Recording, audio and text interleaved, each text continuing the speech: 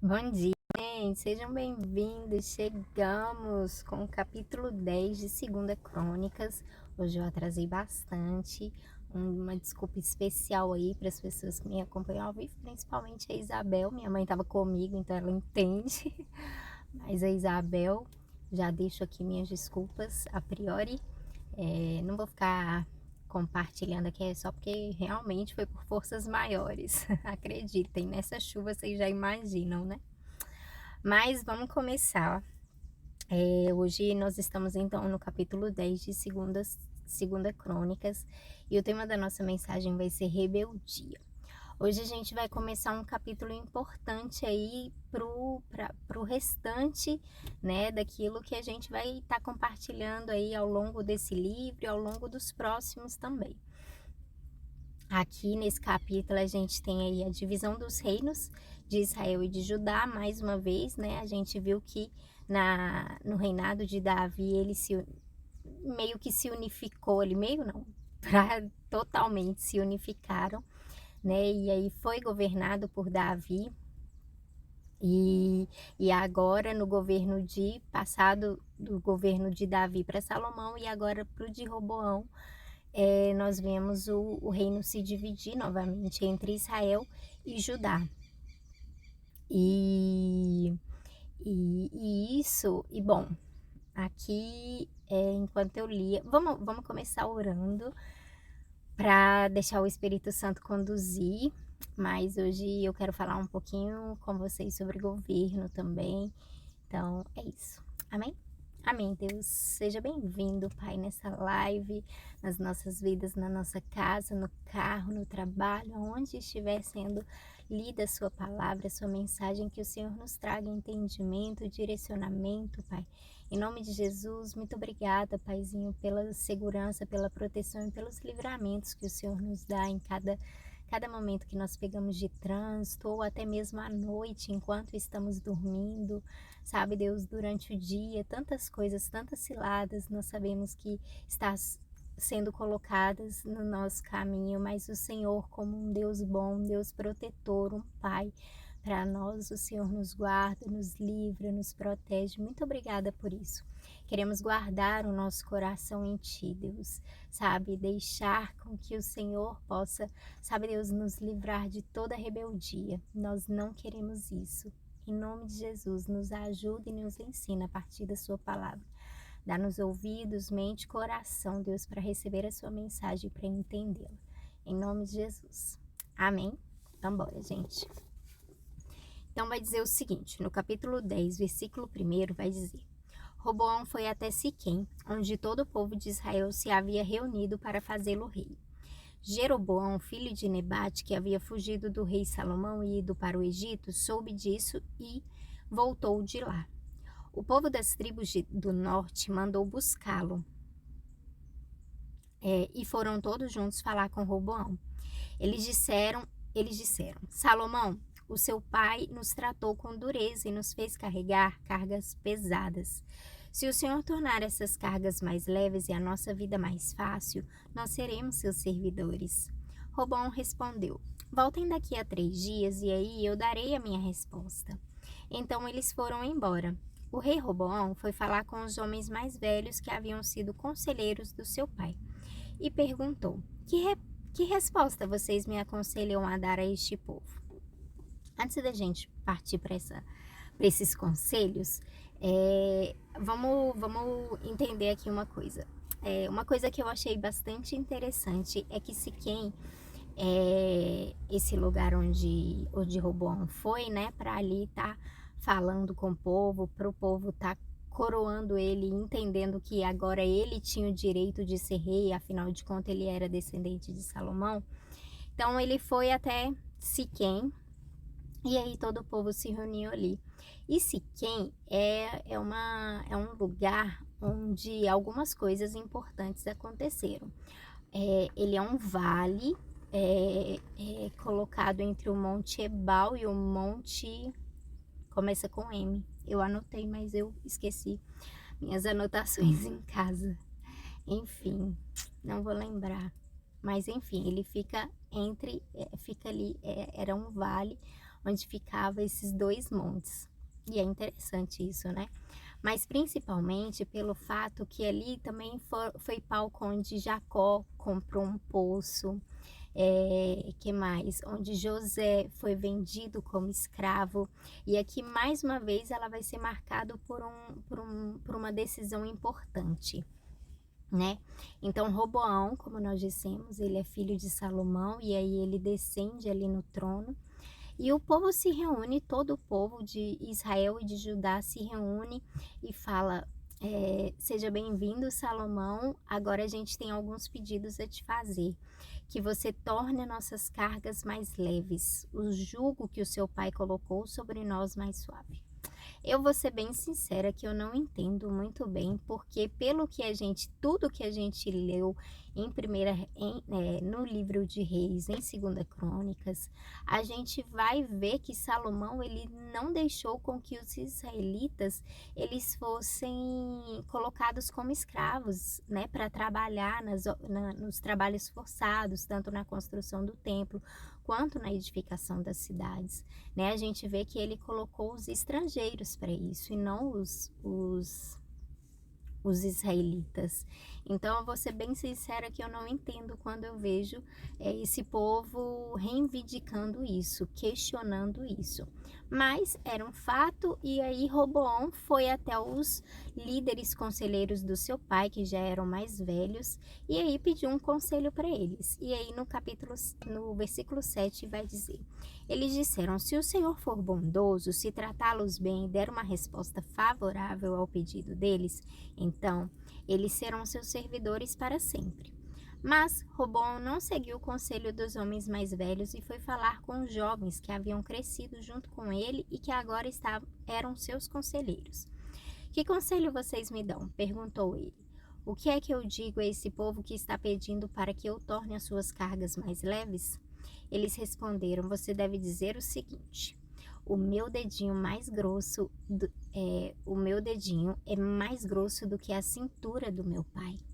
Ele fez vocês carregarem cargas pesadas, eu vou aumentar o peso ainda mais. Ele castigou vocês com chicotes, eu vou surrá-los com correias."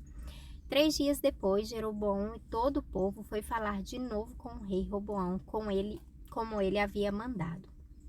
O rei desprezou o conselho dos homens mais velhos e falou duramente com o povo. Como os jovens haviam aconselhado, ele disse: "O meu pai fez vocês carregarem cargas pesadas, eu vou aumentar o peso ainda mais.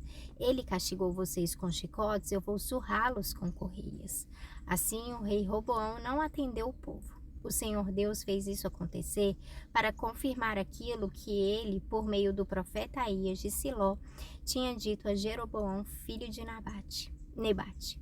Quando os israelitas viram que o rei não ia atender o seu pedido, começaram a gritar: "Abaixo Davi e a sua família! O que foi que eles já fizeram por nós? Homens de Israel, vamos para casa, que Roboão cuide de si mesmo."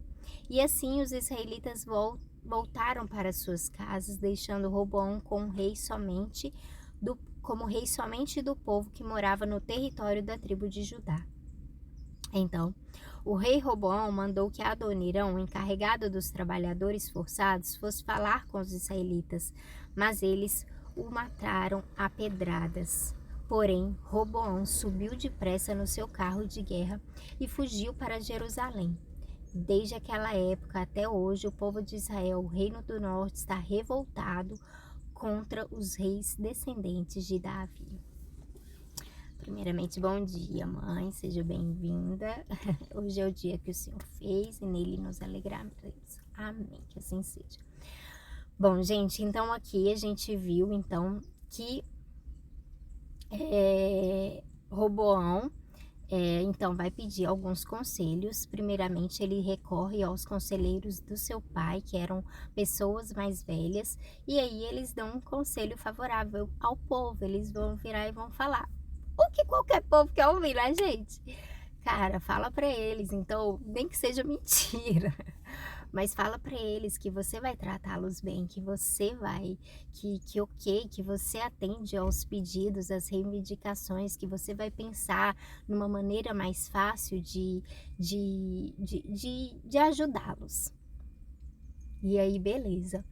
E aí vai dizer que Roboão pensa naquele conselho e fala: na verdade, não sei, né? Enfim. E aí ele vai para os seus amigos mais jovens, né? Os amigos, vai dizer que eles eram conselheiros dele ali. Bando de jovem, né, gente? Bando de sem noção. E aí esses meninos vai virar e vai falar: fala pra eles o que vai acontecer de verdade. Fala pra eles que se seu pai colocou cargas duras, você vai aumentar o dobro, o triplo e o quádruplo. Que eles não vão ter moleza no seu reinado, que agora acabou a mamata. Se eles achavam que estava ruim, vai piorar. Quem em sã consciência vai falar isso para um povo que vai governar, que vai reinar? Mas enfim, só sei que Roboão então vira e fala: é isso mesmo que estava no meu coração e vocês vieram para confirmar. É isso mesmo que eu vou falar com eles. E aí Roboão chega até eles e vai falar exatamente isso, vai falar exatamente essa questão, que ele aumentaria ali a duras penas, né, o trabalho deles. E aí, beleza, gente. E aí, então o povo vira e fala: a gente não quer mais nada com você, com a família de Davi. Abaixo a família de Davi. Cada um vai para sua casa e vai cuidar de si. Que Roboão fique com o que ele achar que deve ter. E aí, beleza, e vai dizer que Judá de fato continuou com Roboão, continuou apoiando, entendeu aquela fala dele e falou: não, mas o nosso coração entende que Davi e a família dele foi constituída rei, foi levantado como rei deste povo e foi levantado por Deus. E ainda que Roboão esteja imaturo nas suas palavras, nós vamos seguir essa linha porque é a linha de Deus, porque é o que o Senhor estabeleceu para nós. E aí, beleza. E aí vai falar que o povo de Israel não. O povo de Israel, eles se rebelaram e eles falaram: a gente não quer mais Roboão no nosso reino, no trono do nosso reino. A gente vai procurar outro governante. E vai falar exatamente dessa palavra. Em algumas versões vai falar que eles se rebelaram. Aqui ele fala que eles se revoltaram. E o reino do norte está revoltado contra os reis descendentes de Davi até o dia de hoje, no caso, na época que foi escrito esse livro. E, bom, já adiantando um pouco da história, o reino de Israel, em específico, depois, né, vai começar ali com Jeroboão, que o próprio Deus falou com ele que o constituiria, que se ele fosse fiel a Deus, ele poderia ter descendentes, mas não foi o que aconteceu. Jeroboão, ele foi infiel, ele começou uma idolatria terrível. E aí o povo de Israel começou uma idolatria terrível contra Deus, e isso, o reino de Israel foi só ladeira abaixo, com exceção de 1, 2, 3 reis ali. Já o reino de Judá, ele perseverou mais. Eles escolheram reis, né, após Roboão ali, continuou com os descendentes de Davi, porque eles entendiam que Davi, ele tinha sido levantado por Deus. E ontem eu, ouvindo a palavra que o meu pastor pregou no último domingo, pastor Alex, muito interessante, Davi, o homem segundo o coração de Deus. Pode procurar aí depois, Núcleo da Fé.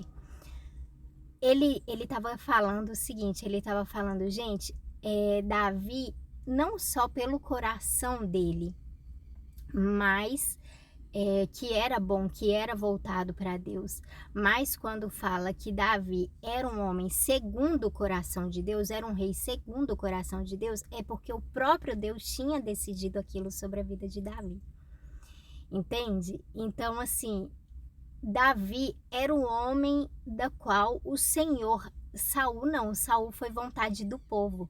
Saul foi o povo que o assim, né, foi o Senhor direcionou Samuel para ungir Saul, mas Saul ele foi Deus deu conforme o povo queria, um homem bonito, um homem alto, um homem do qual vinha de uma tribo ok, e desde então o povo estava reivindicando. Mas quando Deus foi da vontade de Deus entregar de fato uma pessoa para governar Israel, para governar ali, então ele escolheu ele próprio, o próprio Deus escolheu Davi.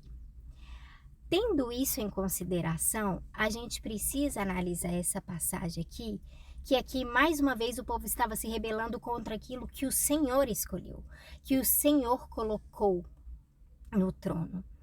Então, o povo estava se revoltando, e aí, gente, vocês já viram quando a gente está revoltado, rebelado contra uma ordem, contra um governo, o nosso coração ele vai ficando endurecido, pesado, ele vai cada vez mais, como é que se diz?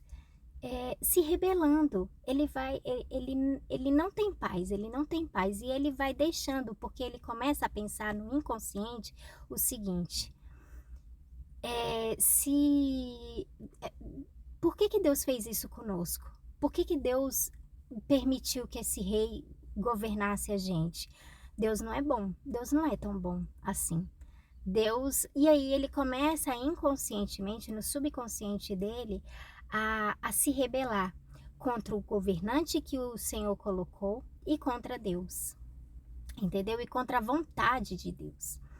Então, gente, o que eu quero trazer pra gente hoje, e isso fala muito do nosso governo atual, é que a gente pode e deve buscar um país melhor, uma nação melhor. A gente sabe do que o Senhor a gente sabe do que é bom para nossa nação. A gente tem lido muitas vezes aqui.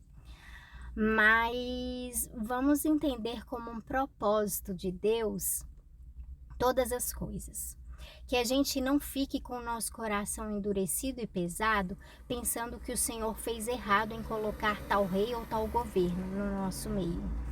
Entendeu? Então, porque isso vai nos fazer rebelar contra o Senhor, e isso a gente vai cada vez mais para baixo, a gente vai cada vez cair na idolatria, como é que se diz? Nas coisas que nós não devemos cair. Daqui por diante, é uma mudança radical que a gente vai ver, que Israel foi só se contaminando com outros deuses, sabe? Com rebeldia, com esse negócio no coração. Então, que a gente possa se atentar, sabe? E não fazer que nem Israel fez, assim, de ficar revoltado. De ficar revoltado com o rei, de ficar revoltado com a nação, de ficar revoltado com Deus, a ponto da gente ir só ladeira abaixo. Amém? Nosso tempo já acabou, já se esgotou. Hoje eu tô cheio de coisa para fazer. Tem um aniversário ali para organizar. E muito trabalho, graças a Deus. Bom dia, Pedro. Bom dia, Alex. Sejam bem-vindos. Gente, é isso. Então, vamos pensar nisso e vamos continuar estudando pra gente ver. Amém, mami? Obrigada por estar aqui. E é isso, gente. Beijinhos. Até mais. Tchau, tchau.